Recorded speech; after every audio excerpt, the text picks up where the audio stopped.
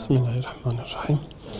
İslam'da faizin yeri Allah Azze ve Celle'nin kitabı Kur'an-ı Azimuşşan'da ve Resulü Aleyhisselatü Vesselam'ın da hadislerinde kesin bir ifadeyle faizin haram olduğudur. Yani faiz haramdır. Bu hem Kur'an-ı Kerim'de sabittir hem de Resulü Aleyhisselatü Vesselam'ın sünnetinde sabittir. Müslüman bir toplumun, Müslüman bir milletin Allah'a ve Resulüne iman etmiş, kendisini Müslüman olarak, iman ehli olarak ifade eden her insanın Allah'ın kesin ifadeyle, kesin bir emir ile haram kıldığı bu illetten mutlaka uzaklaşması lazım, terk etmesi lazım. Böyle bir uygulamanın bir Müslüman memleketinde olmaması lazım. Yani zaten eğer bugün Müslüman memleketlerde faiz uygulaması varsa, faiz muamelesi varsa aslında bu garipsenecek olan bir durumdur. Yani bugün toplumda zinadan bahsettiğinde, belki diyelim ki işte kumardan bahsettiğinde böyle aman bu Allah'ın haramıdır, ben nasıl fuhuş yaparım gibi düşünen birçok insanın sıra faize geldiğinde, faiz muamelesine geldiğinde onun da Allah'ın bir haramı olduğunu, Allah'ın da onu haram ettiği gerçeğini maalesef göremiyor ya da işte hesabına gelmiyor. Gerçekten faiz bir sömürü sistemidir.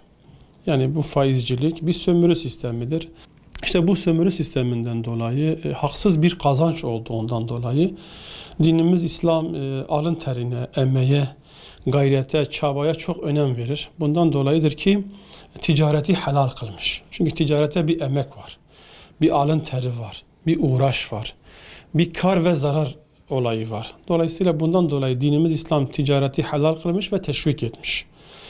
Fakat faizde böyle bir uygulama yok. Faiz tamamen haksız bir kazanç, kara dayalı bir kazanç, asla zararı mümkün olmayan bir kazanç olarak görülmüş ve bu şekilde olan bir kazancı da dinimiz haram olarak karşılamış ve haksız olarak elde edilen bu kazancın haramiyetine kesin hüküm koymuştur ve bütün Müslümanları da bu illetten uzaklaşmaları emredilmiş ve bu yasağa uymayanlar da şiddetle Allah tarafından tehdit edilmiş yani. Hatta Kur'an-ı Kerim'de harbun minallah diyor yani Allah ve Resulü ile harp etmek.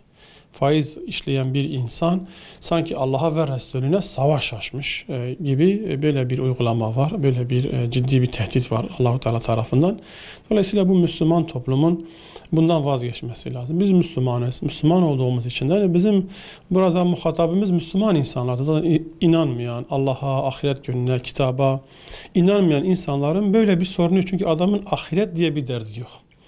Bir hesap kitap diye bir derdi yok ve böyle insanların da vicdan merhamet diye de bir dertleri yoktur. Bunun için bizim muhatabımız, bizim belki ulaşmak istediğimiz kitle böyle bir şekilde gaflete girmiş Müslüman kardeşlerimizin Allah'ın kesin haram ettiği bu illetten, bu uygulamadan vazgeçmeleridir. Bizim dinimiz bir sosyal ve yardımlaşma dinidir. İnsanların birbirine yardım ettiği, insanların birbirinin elinden tuttuğu ki karz-ı hasen olarak geçer. Yani güzel bir borç şeklinde ifade edilir Kur'an-ı Kerim. Bu yüzden de Müslümanlara tavsiyemiz, Müslümanlara belki bizim vereceğimiz mesaj Allah'ın kesin haram ettiği bu faizden uzaklaşmalı. Zaten faiz Kur'an'ın ifadesiyle diyor malı azaltır. Yani asla faiz malı çoğaltmaz. Belki bizim faizi verenler işte ben bir verdim, iki aldım, benim malım çoğaldı gibi bir anlayışa sahip olabilirler ama kainatın Rabbinin hükmü böyle değildir. Allah-u Teala diyor sadaka, infak malı arttırır. Faiz diyor malın azaltır, bereketini götürür. Bugün toplum içerisinde özellikle faizin hakim olduğu, faizin ciddi anlamda uygulandığı toplumlara baktığımız zaman ki biz de şu anda öyle bir toplumun içerisinde yaşıyoruz maalesef. Hakikaten çok ciddi anlamda aile huzursuzluklarının çoğaldığını. Çünkü niye? Orada bir haram lokma var. Bereketin kalmadığını, çok ne kadar para çok olursa olsun her zaman insanların geçinemedikleri. Çünkü niye? Aldıkları paranın bir bereketi yok.